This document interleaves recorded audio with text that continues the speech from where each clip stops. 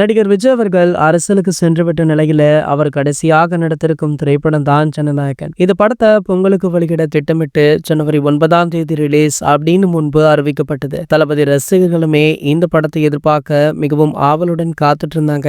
India மட்டும் இல்லாம வெளிநாடுகளிலுமே இந்த படத்தை பார்க்க ரசிகர்கள் பல பேருமே முன்பதிவும் பண்ணியிருந்தாங்க. ஆனா படத்திற்கு தணிக்கை சான்றிதழ் கிடைக்காததால படம் ரிலீஸ் ஆகல. இது தளபதி ரசிகர்களுக்கு ஏமாற்றத்தை கொடுத்தது. தணிக்கை அதிகாரி ஒருவர் சொன்ன புகாரின் காரணமாக படத்தை மறுதணிக்கை செய்ய வேண்டும், எனவே இன்னும் மேலும் சில தாமதம் அப்படின்னு தணிக்கை வாரியம் சொன்னதால தயாரிப்பாளர் தரப்பு நீதிமன்றத்துல வழக்கு போட்டாங்க. தற்போது ஒரு மாதத்திற்கு மேலாகியுமே படத்திற்கு நீதிமன்றத்துல தீர்வு எட்டப்படவில்லை. எனவே சமீபத்துல தயாரிப்பாளர் வழக்க வாபஸ் வாங்கினாரு. மேலும் மறுதணிக்கைக்குமே விண்ணப்பித்திருக்காங்களாம். அதே நேரம் அதிகாரிகள் எப்போது படத்தை மீண்டும் பார்ப்பாங்க, எப்போது படத்திற்கு தணிக்கை சான்றிதழ் கொடுப்பாங்க அப்படின்றதுமே தெரியலையா. இந்த நிலையில தளபதி விஜய் அவர்கள் படம் ஒரு பக்கம் இருக்கட்டும், அவருடைய கட்சி வேலைகள்ல படு பிஸியாக இருக்காரு. அதற்கு மிக முக்கிய காரணம் இன்னும் ஓரிரு மாதங்கள்ல தமிழகத்துல சட்டமன்ற தேர்தல் வருது. அதுதான் அவருடைய ஒரே இலக்காகவுமே இருந்துட்டு இருக்கு. இந்த நிலையில தமிழக வெற்றி கழகத்துடன் பல கட்சி பிரபலங்கள்